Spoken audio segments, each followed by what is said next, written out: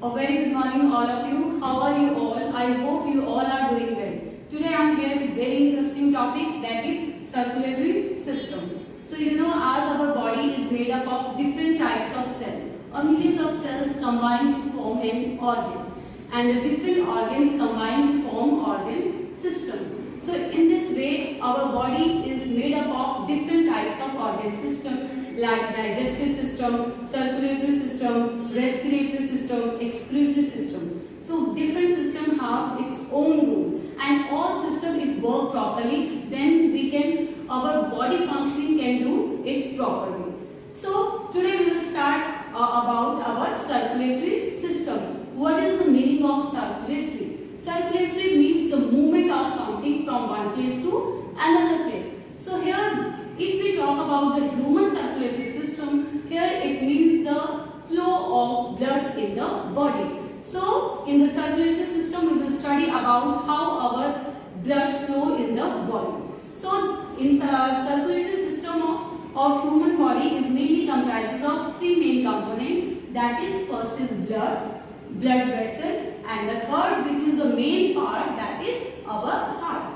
So let's come to the first, that is blood. So all you know, all you have seen the blood. So what is blood? Blood is a liquid that flows in the whole body, which regulate all the functioning of the body. So blood is a red pigment which is present in our veins, like veins, arteries and capillaries. So you can say blood vessels. So blood vessels contain the blood, and blood is again composed of three main components, that is red blood cells, you can say RBCs, white blood cell, that is WBCs, and the third one, platelets. So let's talk first about blood. You know what is the color of blood? Yes, very good. The color of blood is red. Why the color of blood is red? Can anybody know this? As we have studied, the color of green leaves are green. Why it is green? Due to presence of pigment, that is chlorophyll. In similar way, the blood of human body, it is red. So it is red due to presence of a pigment. What it is called? Very good. It is called hemoglobin. So hemoglobin is the pigment which is responsible for the red color of the blood. So blood is comprises of three main components, that is red blood cell, white blood cell and platelets. So first, red blood cell. So what is the role of red blood cell? The role of red blood cell is to carry the oxygen rich blood and to transfer the carbon dioxide rich blood out of the body. So this is the main function of red blood cell, to carry the oxygen, right? So second, that is white blood cell. So if we see the size of white blood cell, it is little bit larger than the size of red blood cell. So what is the role of white blood cell? So role of white blood cell is it provides defense, immunity to fight against the diseases. So if you are very weak, it means your white blood cells are not working properly, or these are not proper in number. So the number and the working of the white blood cells should be properly to build up the immunity of the body. So white blood cell is responsible for building immunity. Good. So next is the platelets. So what are platelets? So platelets are the very small in size as compared to the red blood cells and also from the white blood cells. These are the smaller in numbers and these are the smaller in size. So what is the role of platelet? A platelet is playing a very important role. So what is its role? Its role is in clotting of the blood. You know, whenever you get hurt, the blood starts coming out of your body cells. So when the blood starts coming, if it is not clotting, means if अगर वो जमता नहीं है, so what happened? So it keep on moving and you will have a deficiency of the blood in your body. So for that, what the platelets do, they help in clotting of the blood. So it makes a clot on that wound, and your blood stops flowing out of your body. So this is a very important role of platelets. So platelet count should be proper in our body so that it helps in blood clotting. So let's move now, blood vessels. There are various vessels present in our body. So mainly we will talk about here the arteries, veins and capillaries. So let's study one by one. Arteries.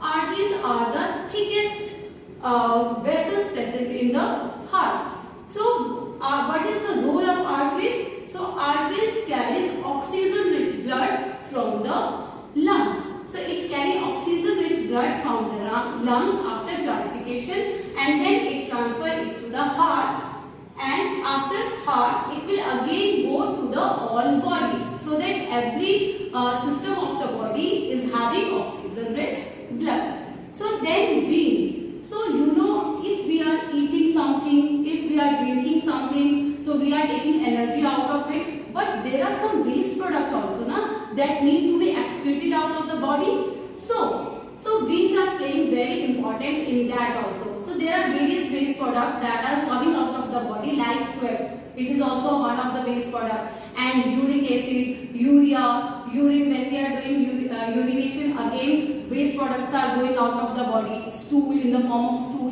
waste products are going out. So carbon dioxide, if there is more quantity of carbon dioxide, it is also waste product in our body. So it also need to be removed. So for that, the veins are playing very important role, because it carry carbon dioxide rich blood from the heart, and it transfer it to the lungs for the purification, so that it become oxygenated, right? So veins are playing that role. So what is the role of capillaries? Capillaries are very small channels which connect artery with veins. So these are known as capillaries.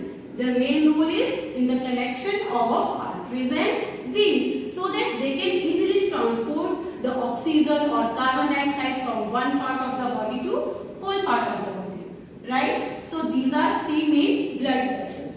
Now very important organ which is playing a very important role in the circulatory system, that is our heart. So first of all, where our heart is located? Our heart is located to the left side of our chest, right? So if we talk about heart, there are 4 chambers in the heart. You can see here 1, 2, 3 and 4. These are 4 chambers of the heart. One chamber is connected with the another chamber, and it is separated with the help of one valve here, one stopper here, which allow the blood to pass on and which stops the blood. And means it is a controller here, that is 2 type of valves are there, bicuspid valve and tricuspid valve, which help in the regulation of the blood in the chambers. So as I told you, our heart is 4 chamber. So we are having 2 auricles. So you can see here 2 auricles. These are 2 auricles, right auricle and left auricle, and 2 ventricles. This is right ventricle and this is left ventricle. So we are having total 4 chambers. Let's see now how the blood come inside the heart and how it goes to the lungs for purification. So you can see here different arteries you can see here. So from these arteries, the carbon dioxide rich blood enters in the heart. From you can see this blue part. This whole blue part is the carbon dioxide rich blood, means which should be gone for the purification to the heart. So you can see this part is the deoxygenated blood, and this part, red portion, this is the oxygenated blood, right? So let's see first where the blood comes first in the heart. So when the blood from different parts of the body comes into this main vena cava, so it enters into the first of all in right auricles. So right. So in right auricles, when the valve open, it transfers the blood into the right ventricle. Okay. So when the blood enters the right ventricle through this portion, it goes out to the lungs. Right. So why it goes to the lung? For the purification, so that the deoxygenated blood should be converted into the oxygen-rich blood. Right. So from here, the blood goes to the lungs. So when it reaches to the lungs, after purification in the lungs, the blood comes back. You can see from this portion of the right side, and here the veins from this side, and the oxygen-rich blood comes from this side, and first oxygen-rich blood enter into the left auricles.